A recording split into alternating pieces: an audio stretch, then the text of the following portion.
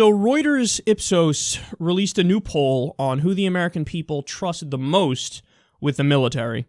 And here are the results. In dead last, the Marco bot with 16%. That's unsurprising because he looks like a toddler and acts like one. John Kasich, second to last. This one I'm actually surprised by, particularly because the military is right-leaning, and he seems to be a relatively sane Republican, so I would think that he would get more. But maybe a lot of them don't even know who the fuck he is, which is certainly a possibility. So Kasich has 19%. Ted Cruz has 20%, third to last. Donald Trump, 26%. He's the highest-ranking Republican. All right, next, number 2 overall.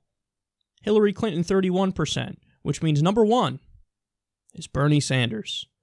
38% of the military, 38% of the people in the United States of America trust him with the military more than any other candidate. Now, when you hear this, you're probably not all that surprised because Bernie Sanders is a rational human being.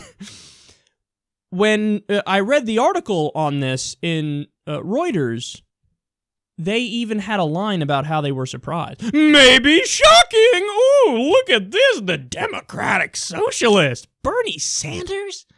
They trust him with the military? Bernie Sanders. So they couldn't hold it back. Like, oh, what? Really? So seriously? This is not establishment bubble wisdom. Oh my God. And our response to that is, you idiots. You don't get it.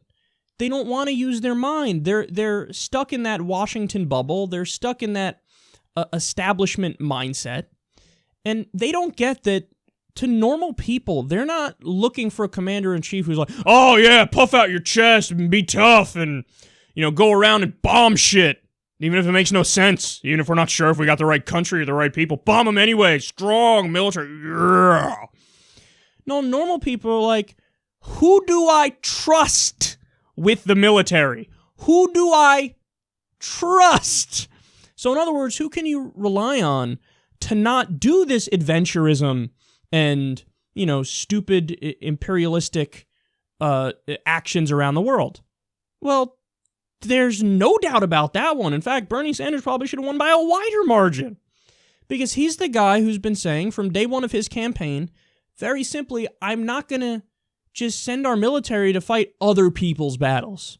I'm not going to get bogged down in between a Sunni Shia war. Why would I do that? Why would I do that? I'm not going to send more people to Iraq, more people to Afghanistan.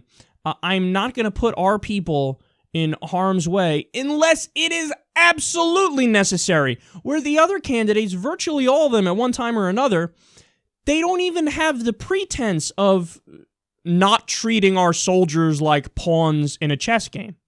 Like, sometimes they just let you peek behind the curtain, and they'll give speeches where they're just like, and what we need to do for geostrategic reasons is we need to make sure that in Syria we take back Raqqa, and we got to make sure that we're against the Assad regime who's bad, and the rebels, and ISIS, but we got to find a third way to move forward. It's like, you haven't even established why we need to do that. You're just saying we need to do that. So, and oftentimes it does come down to this idea of the geopolitical chessboard, us versus Russia in the Cold War mindset, and who's going to have more power and control and access to resources and business interests. And sometimes, like Hillary Clinton's military advisors released a letter going after Bernie Sanders, where they literally said in the letter, Hillary Clinton views the globe like a chessboard. How the fuck can you say that as a positive thing? Like, oh, okay, I'm going to move my rook to over here in order to block out Serbia, and like, what? Why? Whereas Bernie Sanders comes along, and he's more of, the position that I believe in on foreign policy, which is, hey, how about we only use our military in self-defense if there's going to be an attack against us and we need to help ourselves and stop the attack? That used to be the common sense position. Now, all of a sudden, that's portrayed as radical in the mainstream to the point where somebody comes along and advocates that, and they're surprised that most people trust him with the fucking military. God, it's so backwards, man. This idea that we should be the world policeman and we should run everything, it's so deeply baked into the minds of the idiots in the media establishment, in the political establishment, and in the donor class. And it's so monumentally backwards. Now, again, don't get me wrong, because sometimes people like to strawman my position and say, yeah, well, that means that Kyle's saying if there's a genocide somewhere, he wants to stay out of it, and that makes him a bad person. No. I've been crystal clear from day one on this. If there's a genocide happening somewhere, I have no problem with, and I would encourage the United Nations to get involved and prevent it.